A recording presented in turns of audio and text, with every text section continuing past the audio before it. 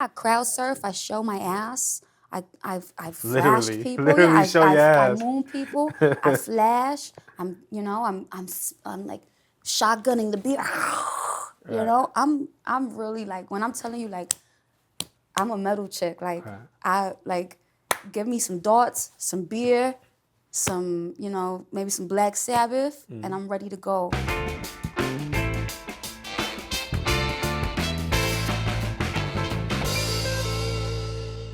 What's up, geniuses? Welcome back to For the Record, and I'm your host, Rob Markman. Now, September 8th, 2017, today's guest dropped her breakout album, 1992, the deluxe version. All right, it was one of my favorites of the year. I've been bugging her all year to come in and talk about it. Now we're here a year later, and we're going to talk about it. It's Princess Nokia, 1992. Destiny, welcome to For the Record. I'm so happy to be here. I love and respect you very, very much. Oh man, that means a lot. Definitely, we have the same love and respect here for you, big fans. Here for you, your verified episode is a classic. She's a memorable one. We went pretty viral with that one. Yeah, it was very, very. Right, but I've been bugging you because I definitely wanted to have you on the show because more so than you're great for these viral soundbite moments, like your personality really shines. But I really wanted to have the music conversation with you and sit down and just talk about, we two kids from New York City, just to talk about this music and what it means to us. And specifically with the 1-year anniversary of the 1992 Deluxe, it felt like the perfect time, right? And I'm playing a concert on the actual day, so it's very special. Yeah, at Genius, yep. Yeah. The IQ Barbecue is amazing. I know. Let's Tierra do it. Whack. I'm excited. Yeah, 2 Chainz. I'm gonna die. Nah, don't. Or come back to life. Just resurrect yourself. But 1992, I want to talk about now. This album was special because originally it was released in 2016, Yes. and it was released for free. Yes. Most of the tracks, the bulk of the tracks, before you added on to it, and then you decided to build and push forward and do your thing independently. I just want to talk about where you started with this album and the release, which was a little unorthodox for a newcomer. Well, I think that my history of music and my entire career has always been completely DIY, but very creative and artistic. And I always made music since high school. So every year I'd make a project. In 14, I made Metallic Butterfly. 15, I did something called Honeysuckle. And I never released a hip-hop project before. And I want to say around December 2015, I started becoming really inspired, and I started writing a lot of the songs that you hear on the album now. And I just had this really beautiful Renaissance period in my life where my pen and the things that I was writing was just different from anything I'd ever done before. And I started writing all these great rhymes and poetry and spoken word, and I would say along the line it was starting to formulate. I was really having an idea of what was happening, and I said, oh, okay, I got this project, and I knew the project was very special. I knew it was different, just from, even like the earlier, I remember like being in the studio with like 8-track and just like little experiences like that. They were just different from me, out of my comfort zone. I've always just made music with people I know, little friends and stuff like that. And then, I've been unsigned for all that time. So my method of releasing it was going to be by myself. It never occurred to me that I should release it with somebody, do a label, anything like that.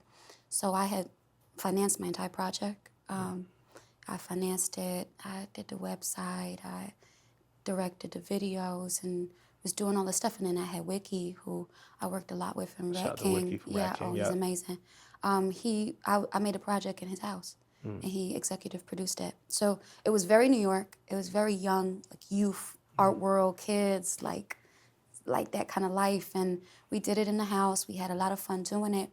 And then I just was like, okay, I'm gonna release it on my Instagram, and that's it. And I had been performing as a performer, and I had been touring a little bit, and we had made a European tour. Like I was virtually an underground artist, but like virtually unknown. So it was just like gonna go to Europe, break even, have some fun, get my name out there. That's what I thought was gonna happen. And then I put this record out, and it just kind of has an overnight success, and I sell out the tour. Amazing. So it looks amazing. From a couple months later, I wanted to do it.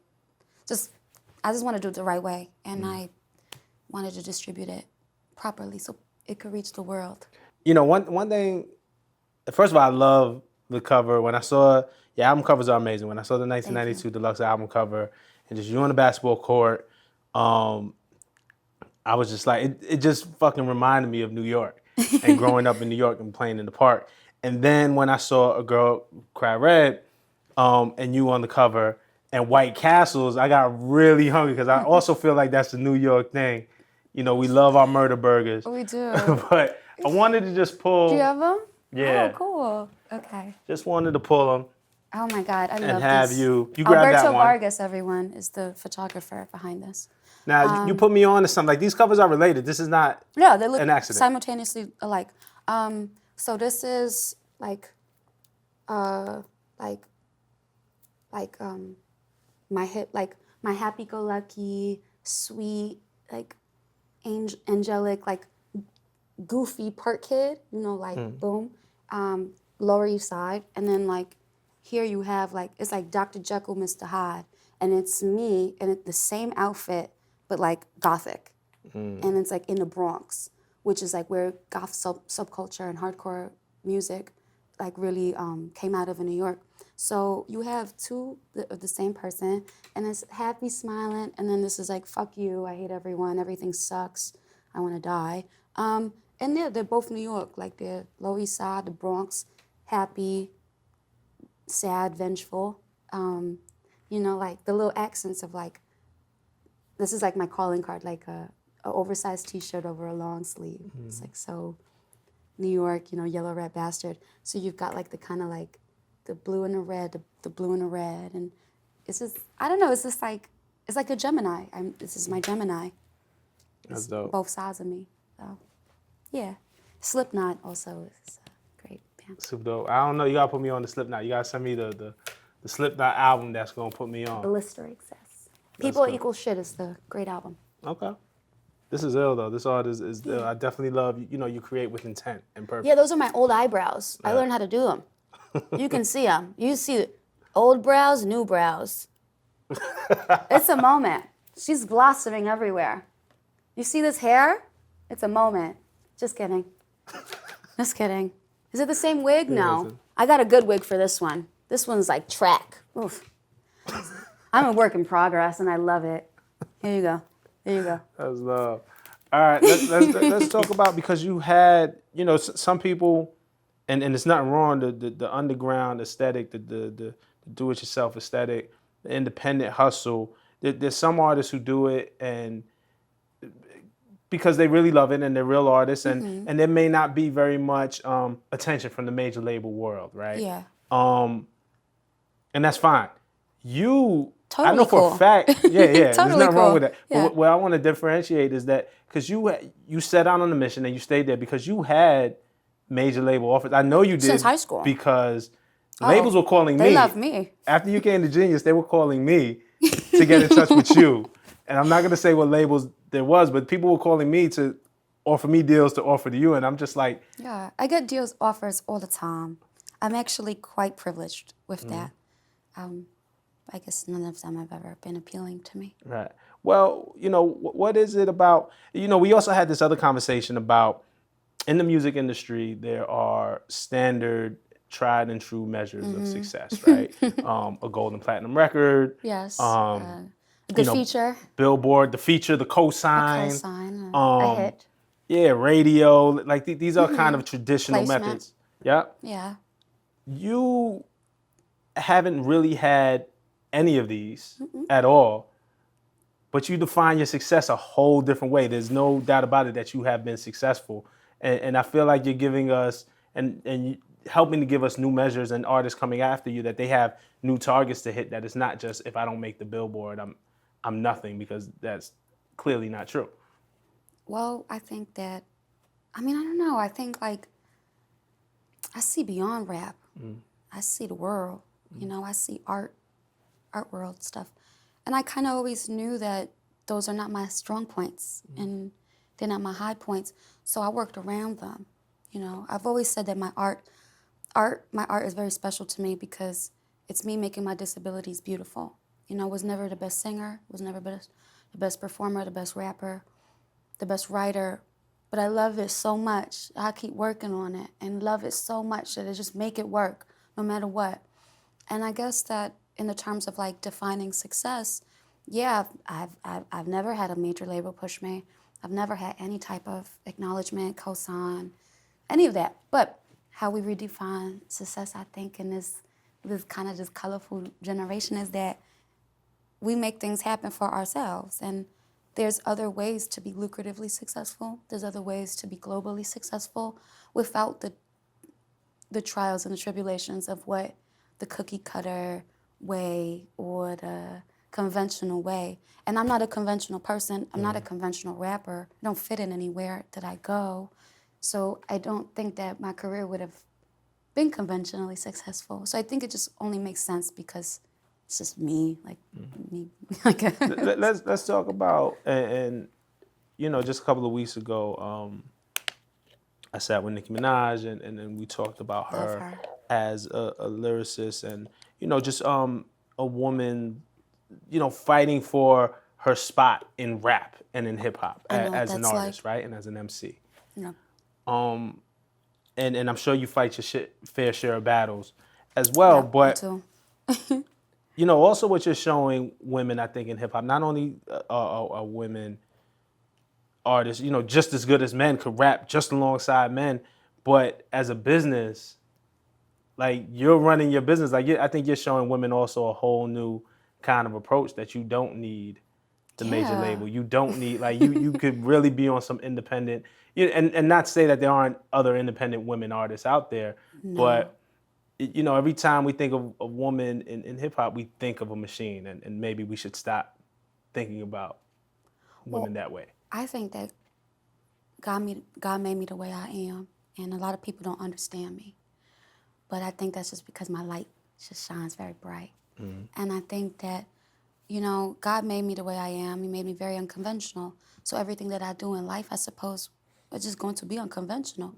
But this is how we break barriers and create intersection and new history within institutions such as hip hop or rap or music. And yeah, I think that we as women in hip hop, we truly have to fight. For every 100 rappers, there's one successful female rapper. And our circle is so small, we're all biting each other, trying to get a grasp of air. And I want to redefine that because it's unnecessary. Women are so gorgeous and beautiful and unique in their talent and their presence. I think this generation speaks a lot on the spectrum of women that have made opportunities for themselves without a machine. But it's taking it further and it's creating legacy and network within what we do. And I understand that the internet is the defying part of our careers, but it's not the definable part.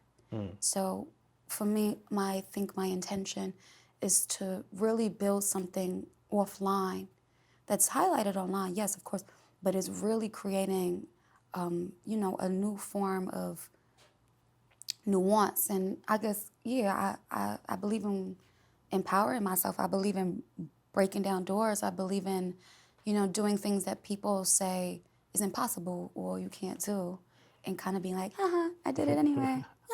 You're You definitely, I could, you know, I could see because getting that's a high off of important. that. Like people, I guess, they don't see the magnitude in what I'm doing, but I think as a whole, it really is powerful, and it's going to show more and more because we dispose of women's power. We dispose of how incredible they are. So I have to continue fighting those barriers, breaking down those doors, fighting for my place within this world because it's not going to be given to me.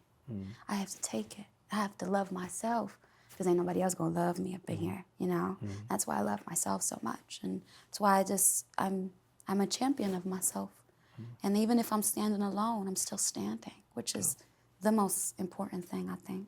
That's dope. Are there any other women artists that you see, you know, when you're out on tour that you Tons. see on the internet that Yes. just bring you joy that you're absolutely Yes. I fans of? love, first of all, as I'm not only a musician, you know, like you, I'm a journalist. Like you, I've worked in many different artistic fields. So My artistic pen is very, very, very vivid.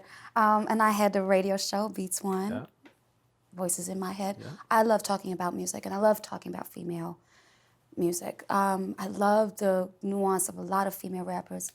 Love me some Asian Doll. Love her. You know why? See her as the future. Wow. I see her. I think she stands out because she knows where she come from, and she's really defining herself as a woman. I see her growing. I see her growing, and I see her being so eloquent in her growth, and I see she tries really hard to fight for her place as a black woman, and I respect that. I have to, because as a privileged woman in this business, I have to commend the women that this art form is based on. You know, and I love women like Tierra Whack. I love No Name. I love Miss Jamila Woods.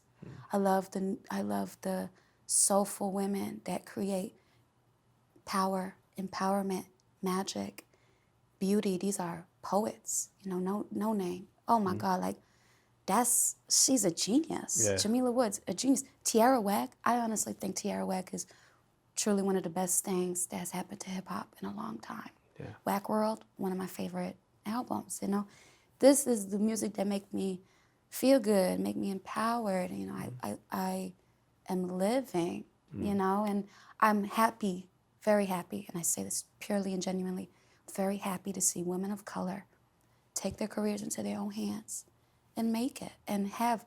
It's a coloring book. You know, all those women I spoke about, they're all different. They have something in common, but they're all different. And I like that. You know, I didn't get to have that growing up.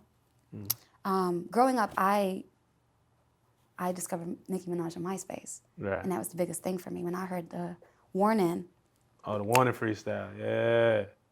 Oh, don't even have me do it, because I'll do it. You go in the script. ahead. No. Come on. No, We're going it's to say the right thing. You who know the Nicki, fuck is watch this?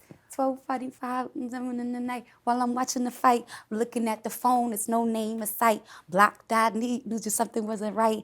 It's my friend Cammy from out in Miami. He telling me that my man was some bitch in the Camry, car seat in the back like he started a family. Yo, Cam, stop playing. What the fuck is you saying? Remember them chicks from the 6 round Rodniks? Yeah. Oh, Leah, best friend Malia. I used to go see her around the pizzeria. I didn't say dumb. They told me about some bitch that you knew from back when. A bitch named Kim. Light-skinned slim, used to rock a little brim. Followed her to the crib with the lights real dim. They hit me on the chirp. Wanted me, now I wanted you. What's it gonna be, Nikki? Tell me what you wanna do. Damn, I'ma have to get her for her paper. Damn, that's the type of shit that made me wanna rap. That's hard. Yeah. Yo. First Love of all, you, Annika. I love you. she watches. First, I know she watches the show. Well, I don't say this lightly. I am probably one of the biggest Nicki Minaj fans you will ever meet. I'm a true fan. That's dope. Nah, that was I amazing. know her whole discography. I want to talk about, because Nicki is amazing, and I'm a fan of Nicki as well. I'm a fan of Princess Nokia. I hear she's a great girl. I hear she's so sweet. She's amazing, man. I hear She's she like, loves Dungeons and Dragons. which is, you know, comic books, Marvel comic books. That bitch be cosplaying. Right? I seen She's it. a weirdo. But I remember, man, I was so excited. It was right before you had released 92. I don't know if you remember. You had hit me up and was like, hey, can I just send you some records? I just want to share some records. They're not out yet. Promise not to leak them. So I promised not to leak them. Oh my God. And you sent me ABCs of New York. And I just want to know what you think. I think you might really like this one, but you tell me what you I did think. send you that. And I love the record. He's the greatest. I love him. Talk to me about the My big concept. brother.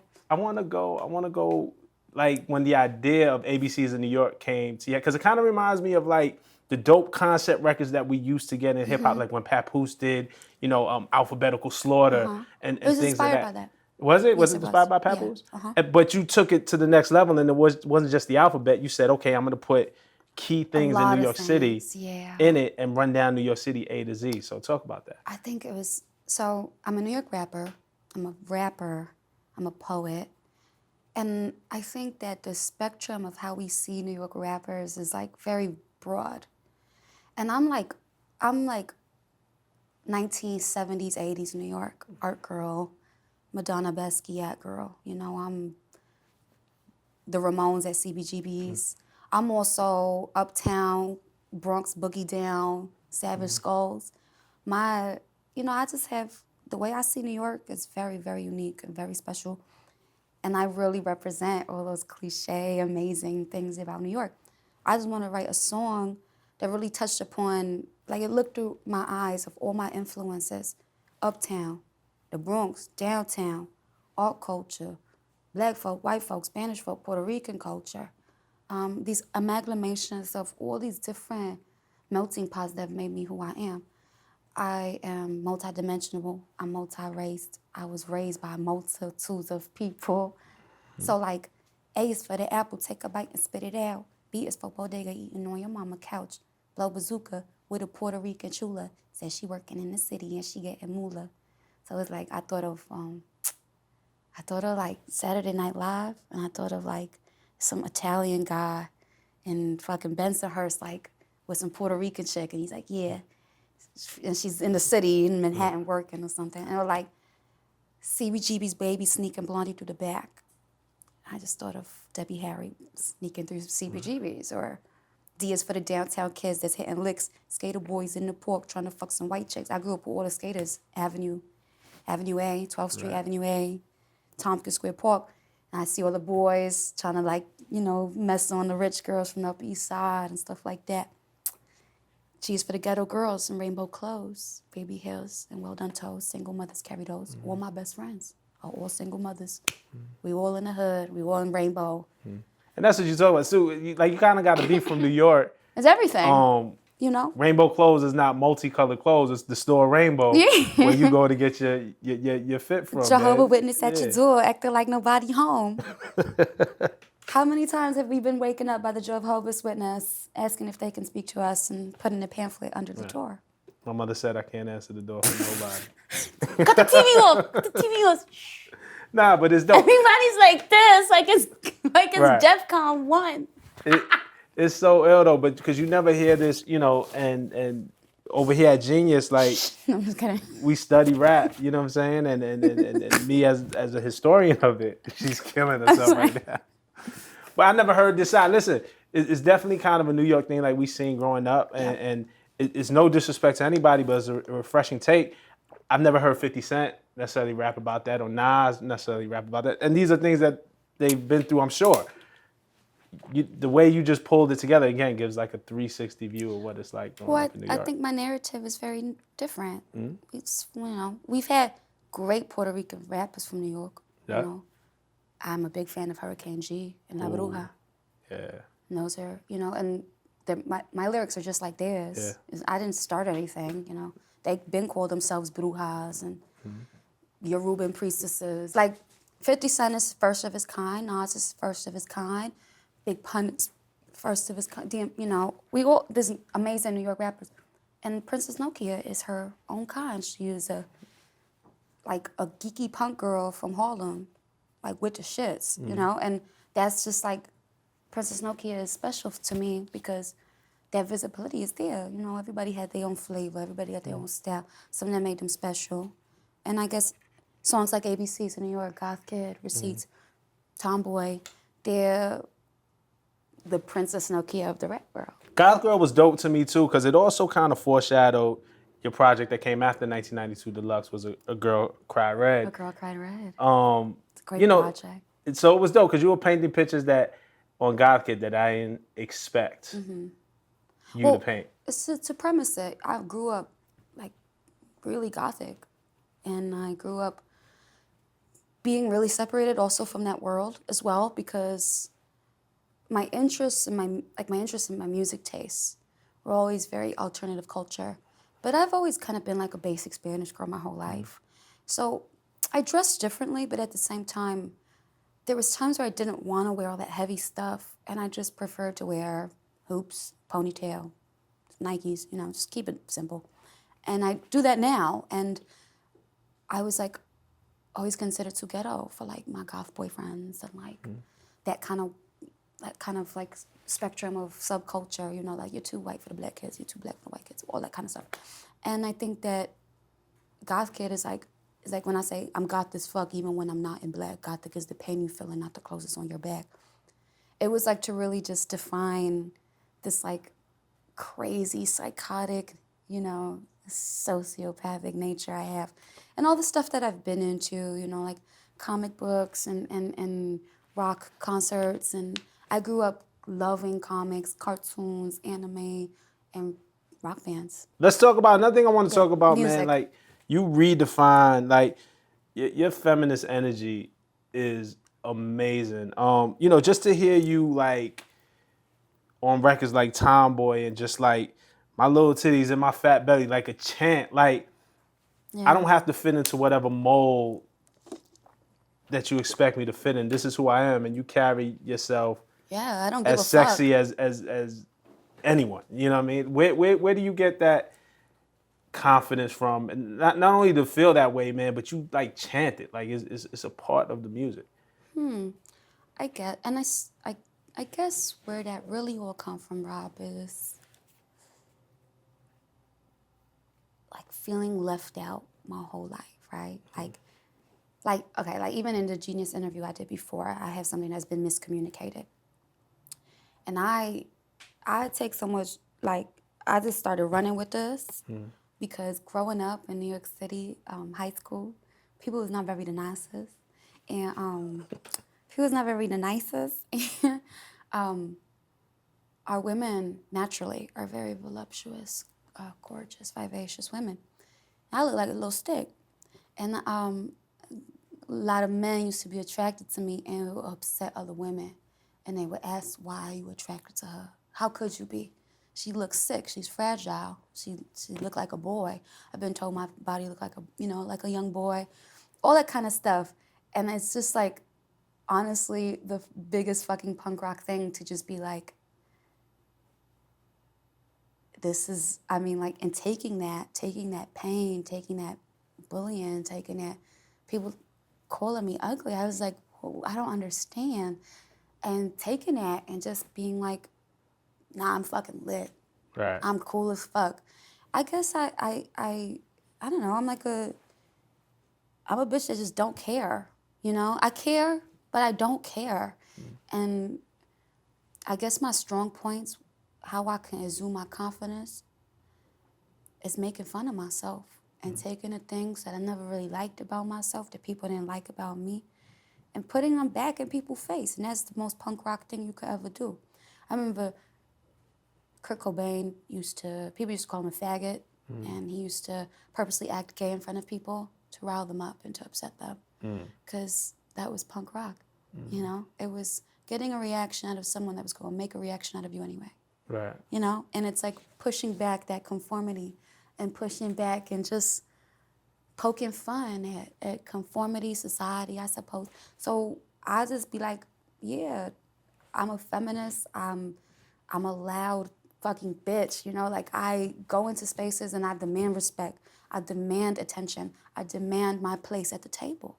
No one gonna give me that place at the table. No one's gonna invite me. No one's gonna say, Destiny, here's your invite. So I have to kick down that door and grab it. And that's just how I go about life. That's how I go about business. That's how I go about myself. I have always been left out. People want to put me in the background all the time. You're all right, but you're not that great. So I have to demand that type of power and control over my music, my art, myself, my body. And that is the most empowering thing for me. I think that I'm at a perfect age and a perfect time in my life where I have full ownership about myself. I make the music I want to make without anybody approval or wondering if it's going to sell or not. Who the fuck care if it's going to sell? The message is empowering as fuck, and it's going to change the world. And that's the type of thing that I think about when I make music. And that's why I think 92 is successful. That's why I think Tomboy is a culturally imprinted song, and Make No Records. They made a lot of waves. It's like, you go into any store, you'll find Tomboy shorts. You never found that before. Right. It's redefining womanhood and embracing so many things from it, I guess. That's dope. And definitely when you go to the shows and you see people shout about it. Yeah, I crowd surf. I show my ass. I flash Literally. people. Literally show your I ass. moon people. I flash. I'm like shotgunning the beat. I'm really like, when I'm telling you, like, I'm a metal chick. Like, Right. I like, give me some darts, some beer, some, maybe some Black Sabbath, and I'm ready to go. I'm very peaceful. I didn't grow up like doing a lot of that aggression that, we come from. But it don't take, it's not 2 seconds. If I got a problem with somebody, I headbutt them. Like, I'm so crazy. Like, I'm punk rock. You know what I mean? But I channel that in a positive way. Right. It's dope. It's definitely new and refreshing. And I feel like we're in a moment where we've come 360 with 1992. So it begs the question, what's next for Princess Nokia? I feel like you're always plotting. I feel like you're always 3 steps ahead of where we at. What's next for me? Well, I've released 5 projects in the last 4 years. Right. That's pretty extensive. I released A Girl Cry Red after 92, which was a big part of my soul. I've done extensive touring, sold out world tour. Right. Boom! I'm rich. And Genius, sold out Genius too. Then came and still managed to sell out Genius out of the kindness of her heart. She sold out Can our I be little honest show. with you? I'm set to appear in my first lead female role in my first film. Congratulations. I'm working on this beautiful independent film. I read for the lead, and I got the role. So I'm actually studying. I got off tour to just come back home to do extensive coaching.